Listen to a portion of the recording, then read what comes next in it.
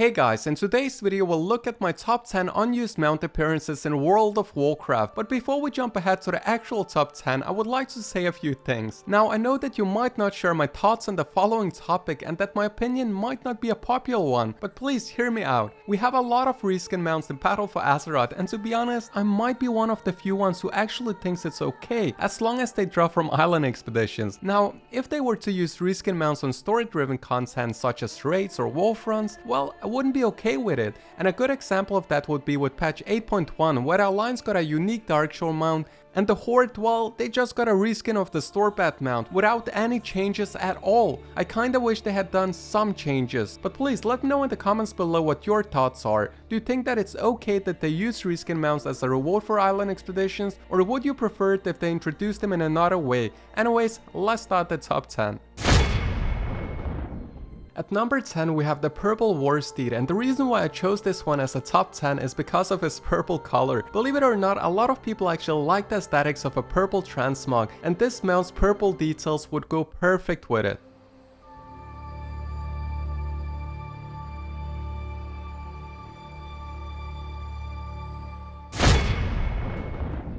Now at number 9 we have the bronze dread steed, and it's the same model as the original warlock mount that you got at level 40, but with a different color. This bronze color variation appears during the warlock quest chain as a dreadspeed spirit, so you might have seen it. Now, even though the model is low textured, its colors are still unique enough to make it on the list.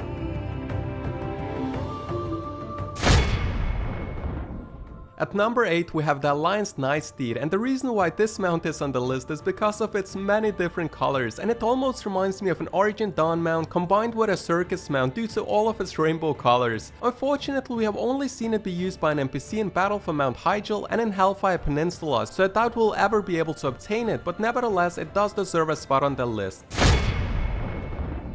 At number 7 we have the purple Dread Raven, which is a recolor of the original Warlords of Draenor Collector Edition's mount, and the reason why this one is a bit higher up than the previous purple mount is because of its unique model.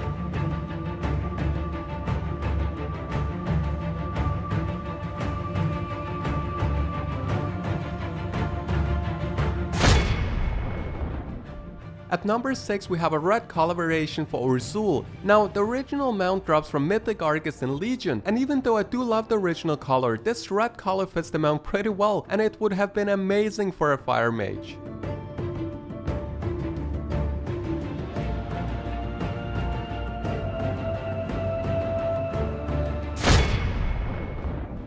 At number 5 we have a tiger that's very similar to the Swift Zulian tiger. However, this version never made it into the game, which is a real bummer because it looks amazing, and it even brings a lot of nostalgia for me when I first got my Swift Zulian tiger, and that's why this mount deserves a place on the list.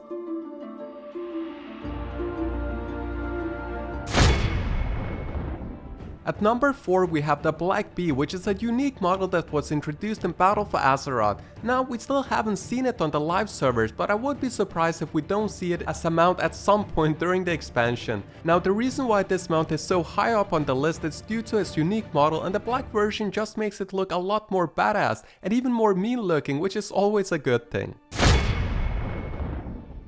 At number 3 we have the sticky white Amani bear. This mount was originally introduced during the Burning Crusade, where you had to kill all the bosses within a limited time in Zulaman, and later during Cataclysm they reintroduced the mount with a different color skin. However, I kinda wish they used this one instead of the one they used, because the infested zombie look looks a lot better.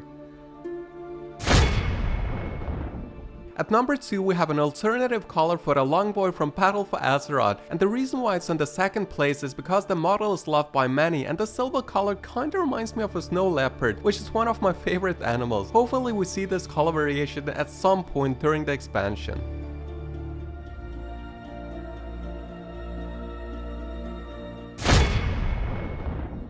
Now, for the final mount on the list we have Stormcrow, which has been in the database since patch 5.4, and first it was thought to be a reward for Isle of Thunder, and when that didn't happen, then there was some speculation if it would be a promotion of some sort for Heroes of the Storm, but sadly we still haven't seen it in the game. However, aesthetically this is by far the best looking skin. Now that we have finished our top 10, I have 2 notable mentions, and also make sure to let me know what your top 10 unused skins are in the game. So first off, we have a mammoth mount that was supposed to be released during Warlords of Draenor, but was one of the casualties caused by the expansion. It's still missing its animations, and even the textures are still missing, and we still don't know what it was supposed to be, but it was most likely intended to be a new multi-person passenger mount where you could even perhaps carry your whole raid, or maybe it was an early auction house mount, who knows. Next up, we have the mechanical parrot, which I still expect to be released during Battle for Azeroth. Anyways guys, that's it for this top 10 video, and if you enjoyed it, make sure to give it a like and consider subscribing to the channel as well, and as always, remember to stay positive no matter what. See you next time.